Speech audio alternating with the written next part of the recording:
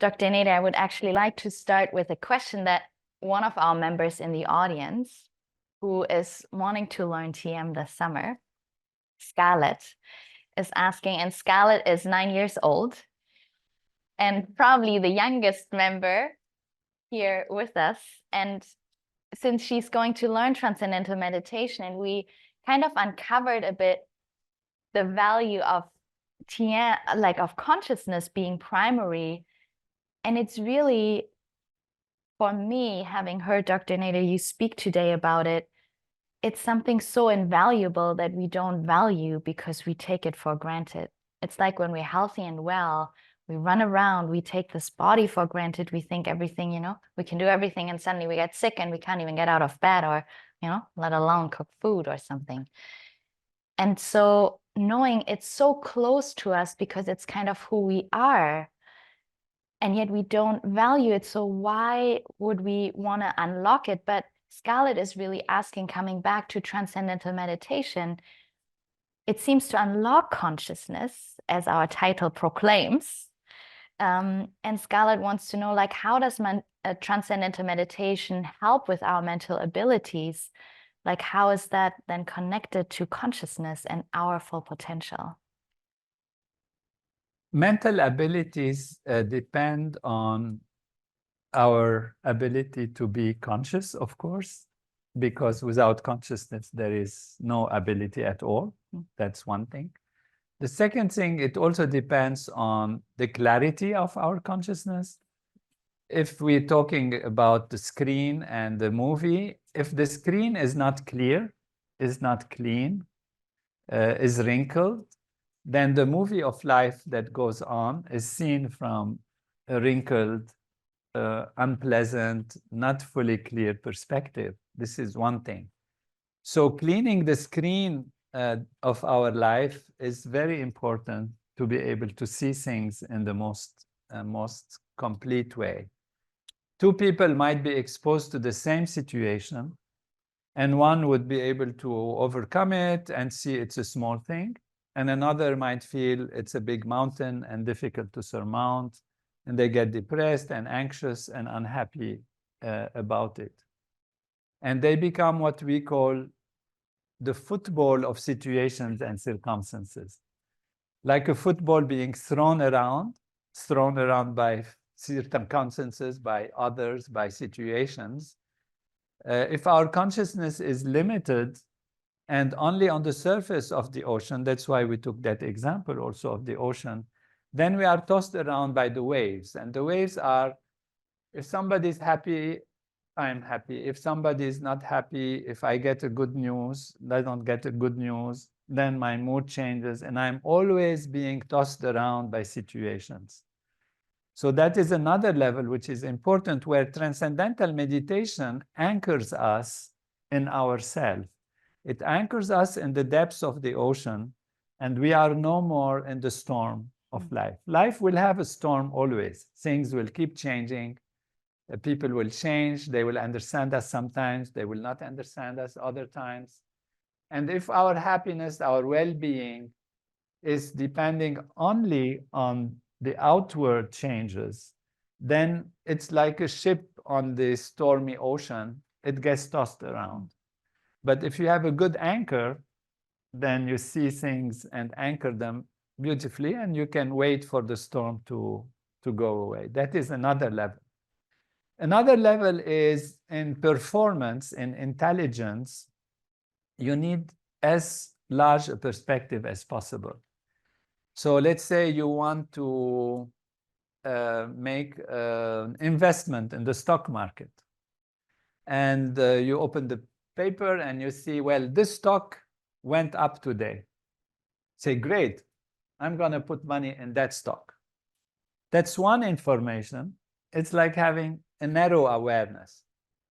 Another way to do it is to say, well, that stock, let me look at the company that's creating it, what they are producing, what is their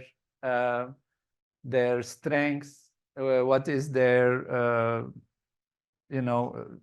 sheet of analysis of their financial balance sheet, and what is the demand of society in terms of this? Do they have competition? Do they don't have competition? Is it something that is going to be surviving for a long time, or is it a short time story, that's only there? Who is the management of the company? What they are doing? What is their track record? All of these, if you know all of these, then you make a better decision. What does it mean to know all of these? It needs to be aware of more factors. To be aware of more factors, you have to have broadest comprehension possible, which means broader intelligence, broader capacity to think, broader awareness. So the broadest the awareness, the best the decision you can make. When you are stressed, actually, literally, when you are stressed and tired or fearful, your brain shuts down, literally. It narrows down. We have this saying, the tunnel vision. It's like when pilots are trying to land a plane, and if they are stressed and fearful, they actually become tunnel vision, and they can do mistakes because all they can see is this, and they are stressed, and they don't see that this light is wrong, this is coming, and that is coming. That means their awareness has narrowed down. So by opening awareness, we have greater potential and greater ability to decide. Another aspect is related to freedom. People take the assumption that because there are laws and everything is determined and there is action and reaction, and you have many philosophers and thinkers that say we actually don't have any freedom. We have no choice because everything is orderly, everything scientifically is action, reaction, action, reaction. So if you go back, you can find what was the action that caused this reaction, etc. Go back to the first elements, and therefore everything is already predetermined. That is not true.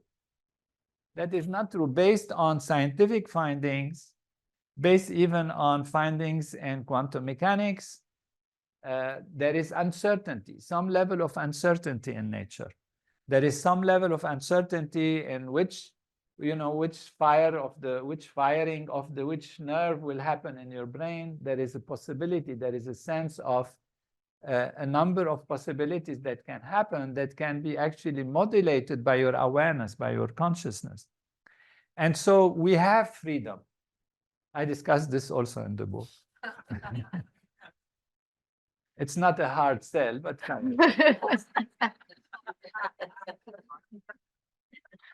so freedom is an important question. Yes, we have freedom, a very strong, very important. Be sure you have freedom. But freedom comes with responsibility. You have freedom to choose anything you are able to choose within the range of what you see as possibilities. So the wider your consciousness, the bigger your freedom. So if a tree has a lower consciousness, it has lower freedom.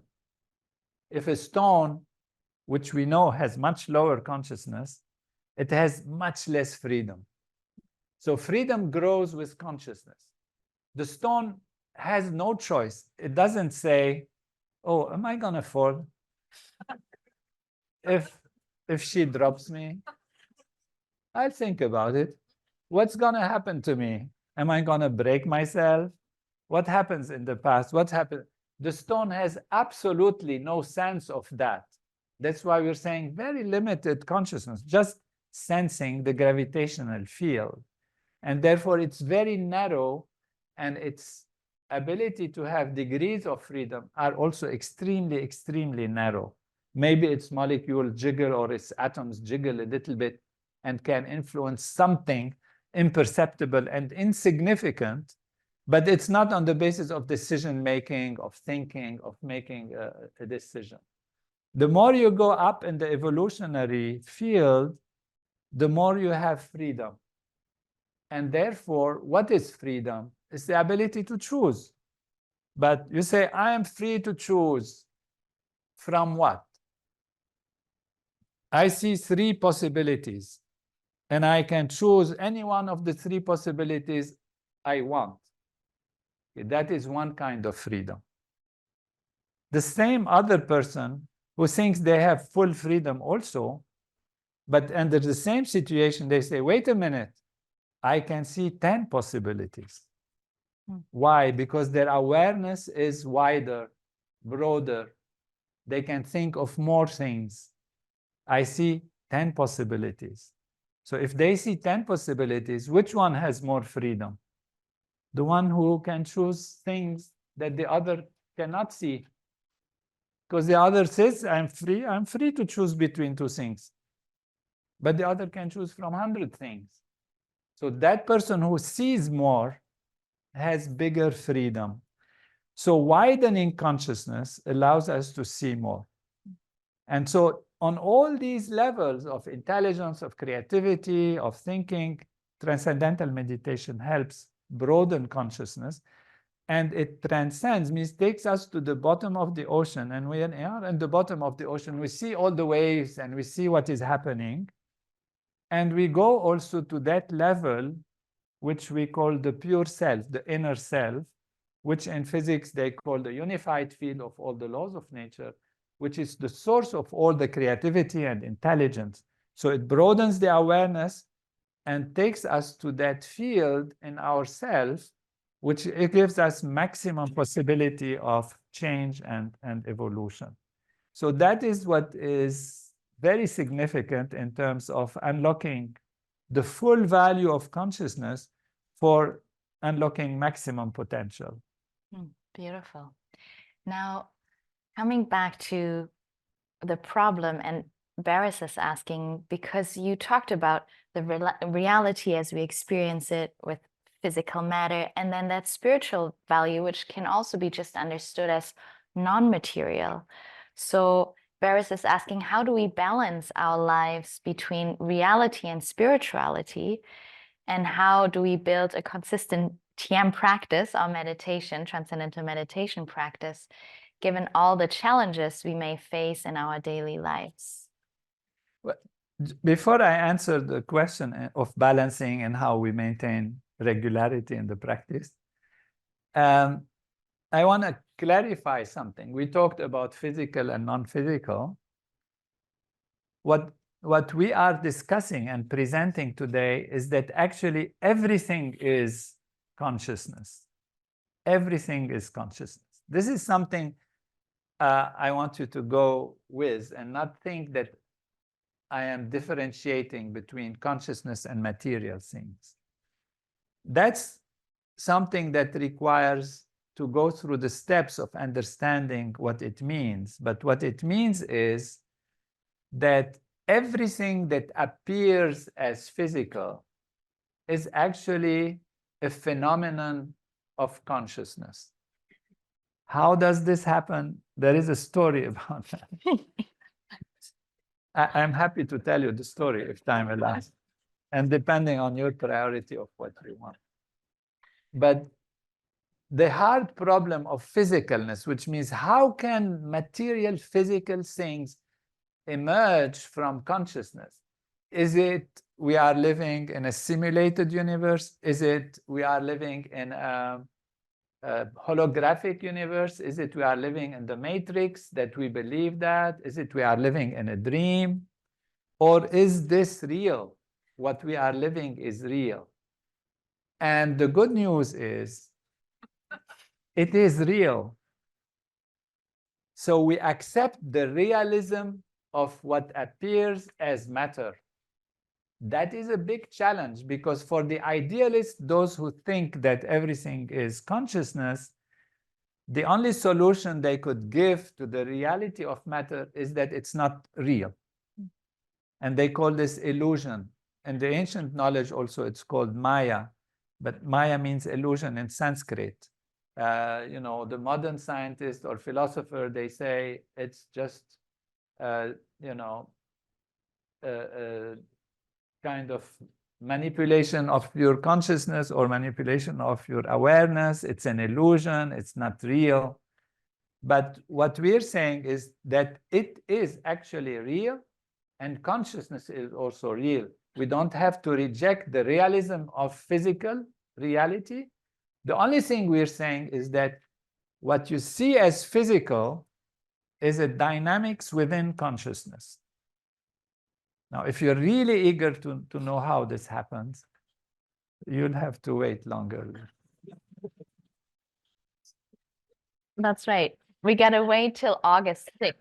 No, we can't.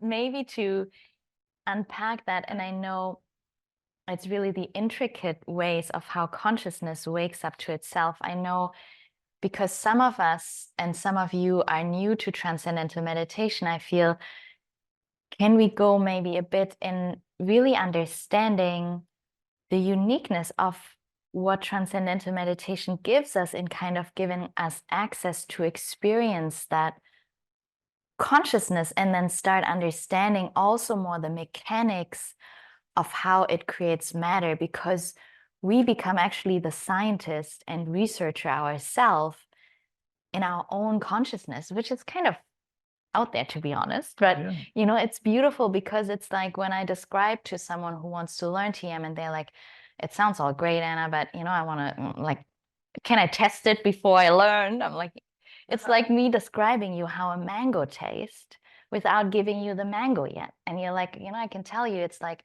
not like a peach, it's not like an apple, it's like this in between, it's like sweet, it's juicy. And you sounds all great, but until you taste it and you had the experience of what it is, you always feel it's an abstract, it's a concept. But once you experience consciousness yourself through your own machinery, it becomes real. All these question marks fall away because you're like, oh, this is it. It's so simple because it's right there. It's like that screen that Dr. Nader were talking about. We forget that it's there, but can you tell, like, how does Transcendental Meditation help us experience that so that we can grasp that paradigm more, because we actually can fathom it ourselves and prove it kind of through our own consciousness?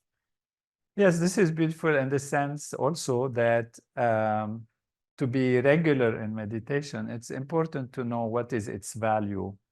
So knowledge is also important. So understanding the benefits that it gives is on one level, but understanding, as you say, alone is not enough. It's through practice. And those who take Transcendental Meditation, they experience the benefits of it. And it's a joyful moment of experience where it's not some additional thing you have to do. It's something that you look forward to do. It's a moment of not work, but a moment of letting go of every or kinds of work. It is a technique that requires no concentration, no contemplation, no forcing, no trying to manipulate the mind. It's just natural, simple technique that children practice without a problem. Actually, they do very well because they don't complicate things. They are innocent, and this technique just requires almost non-doing rather than doing. And then when you sit to meditate and you take it as it comes and you dive within yourself, it's so pleasant. The body relaxes. It's a deep rest, even very different quality of rest, and much different than sleep, for example, because you are resting, yet you are very awake and very alert. And so you have this state of hypometabolic, restful alertness, which is very healing to the body. And so when you look at the research, you find all the benefits. And in order to practice it regularly, you have to have certain habits that are set up. So we are creating also what is called the Consciousness Advisor Program, which helps to guide people from different perspectives in developing their consciousness. And meaning going from the surface level of the mind to the deepest level and expanding the whole awareness from different perspectives, which means acting from the level of the body, from diet, from daily routine. There are different things we can do, good rest, good daily routine, all of this that will help us. But the direct way to dive into pure consciousness, because sometimes you say experience consciousness, and you think, why am I not conscious? Am I not experiencing consciousness? Yes, I am experiencing consciousness, but I'm only experiencing part of consciousness. And when our teachers speak about experience consciousness, they really mean experience pure consciousness, which means go to the bottom of the ocean, transcend the surface values, and experience consciousness devoid of any thoughts or any feelings or any memory or any expectation. This is something that we usually don't experience, because when you think of yourself being conscious, and even now or any time, you always think yourself conscious of something. And this was a big philosophical question, and the existentialists and different philosophies and all of that. And they say that whenever I find myself thinking about my awareness, I find myself thinking about something. And so the object as if precedes almost consciousness. And they get into these complicated thoughts, like most philosophers do. And the reality is that they have never experienced transcendence. And that's why they get into these philosophies that there is always something we are conscious of. In transcendental meditation, we become aware of awareness itself without any thought. That's what we call transcendence. That's what we call pure consciousness. So experiencing pure consciousness is a very profound and unique experience, which for me, when I learned transcendental meditation, was the most fascinating aspect that kept me actually going, besides the fact that I could concentrate better, I was happier, etc. But it was just a unique experience. Can you imagine that all your life you go through relative experience? Relative means experiences that change, and change all the time. And there is nothing absolute. The field of relative is a field of change. Everything is changing. They seem not to change, but you come tomorrow and they'll be a little different. Anything is always changing. That's the field of the relative. Is there something absolute, which means non-changing? There is that pure consciousness, which is always the same. And the chance, the possibility to experience the absolute directly within oneself, for me was supreme, was absolutely supreme. And I really honestly feel that all those who get devoted and, they, get into it and give their lives for transcendental meditation, such as Anna Mareka and others, is because they experience this moment, unique moment of being. You are the being, you are the absolute, and you know you are the ocean of being. And that means, wow, that means elevating our reality from small self to an infinite unbounded self. And when you know that, it's something very, very fundamental and very important in life. And it has many implications on changing society, changing the perception of the group, and making the right decisions in life, having greater freedom, greater happiness, and greater flourishing and well-being. Beautiful. I feel this is really bringing us kind of back to that whole paradigm. Why do we care about consciousness in the first place? Is that really, Maharishi Mahesh Yogi said, the purpose of life is the expansion of happiness. And it's in the end, when we want to fathom the depth of why do we exist, why does it matter, like you said, why do we even care about other people?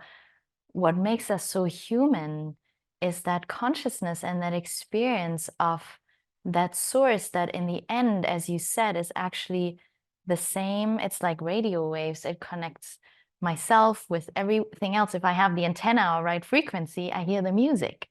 So if we're like connected to that field that you said is beyond matter, and yet it's not even us experiencing it, it's consciousness experiencing itself and waking up to itself, that then is that really that full potential? Is that what it means to live our full potential? When we fathom that, when we see that not only in us, but in everyone, because it's that field that our awareness can open to and function from.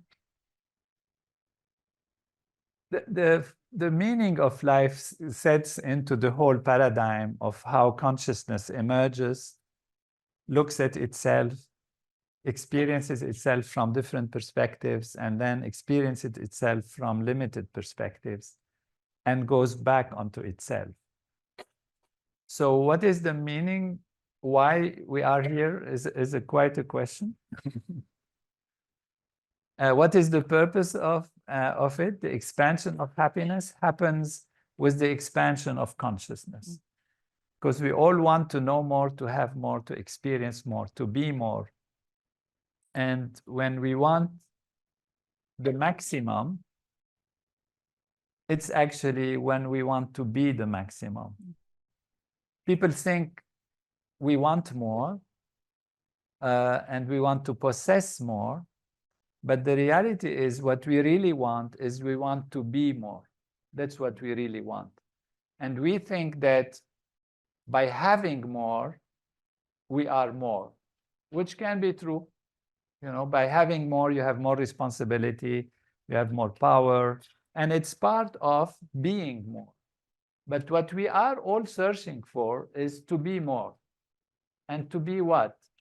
To be the absolute. And that's why we never rest. You know, you see the wealthiest people, the most knowledgeable people, they're still searching, still wanting more, still wanting more. And that is not greed. That is the nature of life, to push us towards more and more and more. And we will never be satisfied until we have everything. Now, how can we have everything on the surface level?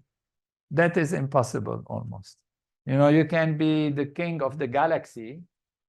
You want to become the king of the universe.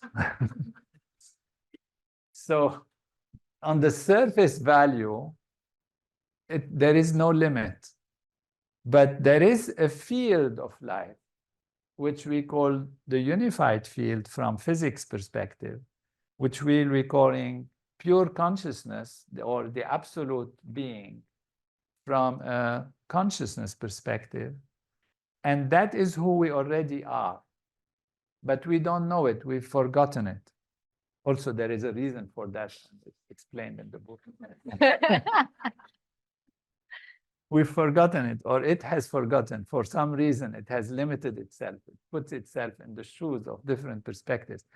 And the whole purpose is to go back to realizing who we truly are. And the more we know that we are unbounded, infinite, absolute, the more we have fulfillment until we know we are everything. And when you know you are everything, then you are fully satisfied. That's what is called enlightenment. That is what is called liberation in the ancient knowledge of moksha, for example, in Sanskrit. It means liberation. What it means to be enlightened. To be enlightened means to know who you are. You know thyself. There's been a great wisdom all throughout time.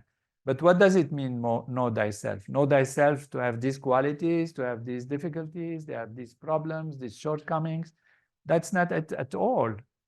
Know thyself means know you are the ocean of consciousness. Know you are the absolute. You are pure being. That's who you are. That's who everything and all is that. And in the Vedic tradition and many traditions, this is expressed. Many belief systems, sages, wise people, they said that. And so when we transcend, we find who we truly are, the big self with a big S rather than the small self. I am this person who lives here, who works here, who does. But yesterday you weren't here, you were working somewhere else. And you know, you were looking different, but who is you really? You are the ocean. And you can experience that and live that. That's how you love yourself. You accept yourself. And then you know that the others also are that ocean. They are the same. That brings unity in the consciousness of individuals and society. This is the basis of world peace. If all people, or most, or some, minimum number, know who they are and infuse that feeling in society, then you will see no difference, because your consciousness is on the level of the unity value, even though the outer values are different. In our teaching, we often say, water the root to enjoy the fruit, which means go to the inner so that the outer flourishes in the best possible way. And the outer can be anything. You know, the same sap brings about the leaves, brings about the flower, brings about the fruit, the branches of the tree. So all these different things come from the same value of the nourishing value of the field. And so imagine the branches looking at the other branch and say, you are not nice, you are not good, I am better than you. And the fruit says, no, I am the best because I'm the one that they want. And the flower says, no, no, no, they'll be eating you, they look at me, I am the flower. And they start fighting with each other. They don't do that. They do it in human life because they have wider freedom, and therefore they can make bigger choices sometimes that are not necessarily the best. And so if we know we are the sap, actually, and we enjoy each other's differences on the surface, we don't try to make the differences disappear, because they make life so rich, so beautiful. Who wants a garden that is just one color all the time? At the beginning, it can look beautiful. You see these tulips at the entrance. They're very nice, even the same color. But imagine the garden with so many colors and richness. That's beautiful. So it's not differences that are the problem. It's the perception of who you are and who they are. If you perceive yourself and the other as being the self, the same ocean, the same being, then you have no problem. And that is not on an intellectual level. That happens on an experiential level. You have to truly experience that you are that in order to know that fully. Otherwise, the intellect will analyze and will say, okay, I'm convinced we are all one, unbounded ocean. It's very beautiful and all that. And you go out and then you see differences, and the differences become predominant, and then the fear of the other, and then the possibility of conflict emerge. But if consciousness of society and the individual rises to that level of understanding through experience that we are that oneness inside, then the differences become a joy and not a fear to get annihilated by the other. Beautiful.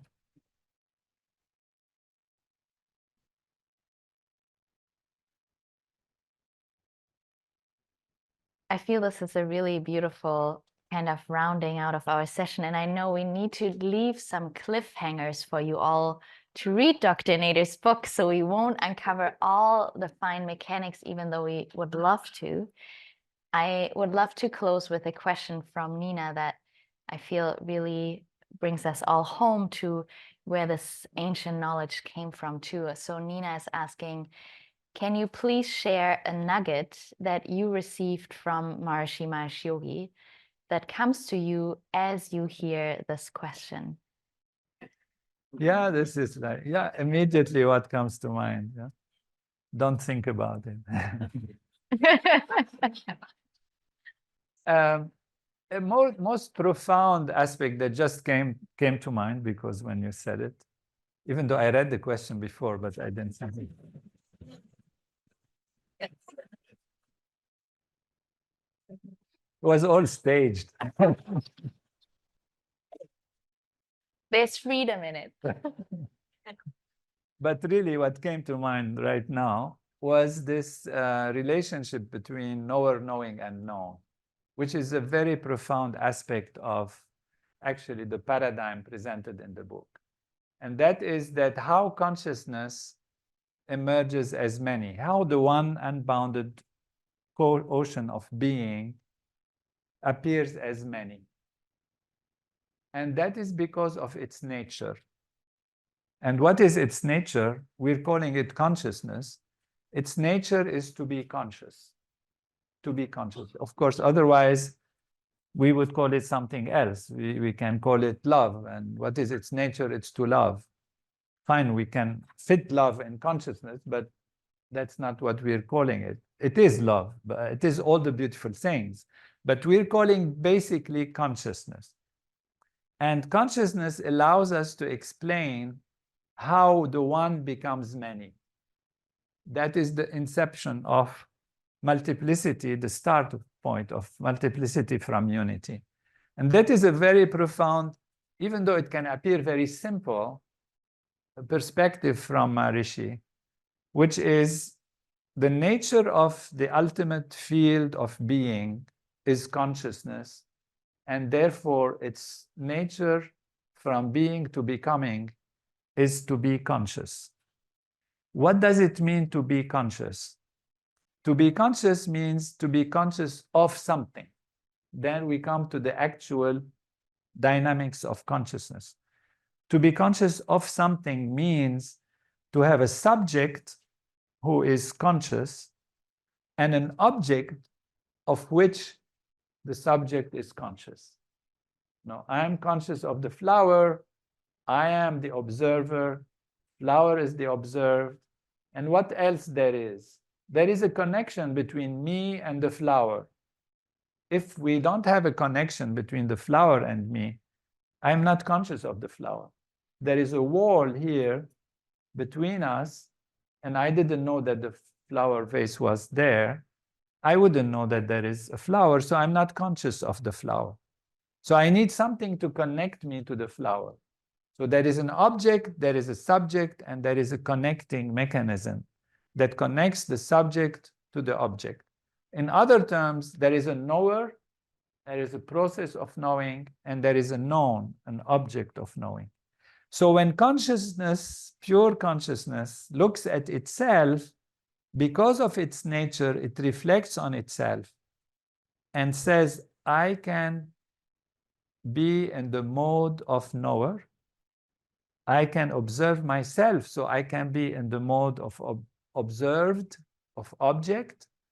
And I am also using the dynamics of my own consciousness to connect to myself. So there is a reflective reality where I am also the process of knowing. And here the basis of manifestation starts. From one value, you have three that come out, and that is the knower, knowing, and known. And there, from there, all the different possible ways of being conscious. And all these different ways of being conscious, it's what ultimately leads to manifestations and all of our ways of being conscious, and all of the plants' ways of being conscious, and all of the animals' ways of being conscious, and all the range of ways to be conscious emerge from the nature of consciousness, that is to be conscious, and to be conscious in all possible ways. So this was actually the heart of all that is the understanding of how consciousness actually emerges from unity to multiplicity, and then from virtuality, which is unmanifest, into manifestation. Beautiful.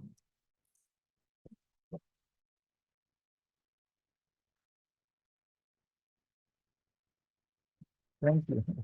Thank you so much. And I feel it just gave us a glimpse, because we could go on in understanding that dynamics within consciousness, but right now we kind of collapse into one point value in this moment of consciousness, and look forward hopefully to having you back when your book is out, so we can all read along while we talk and continue our conversation very soon once the book is released in August. And some of you purchased it as part of your package. So I just want to thank you for this profound revelation and really journey that you took us on.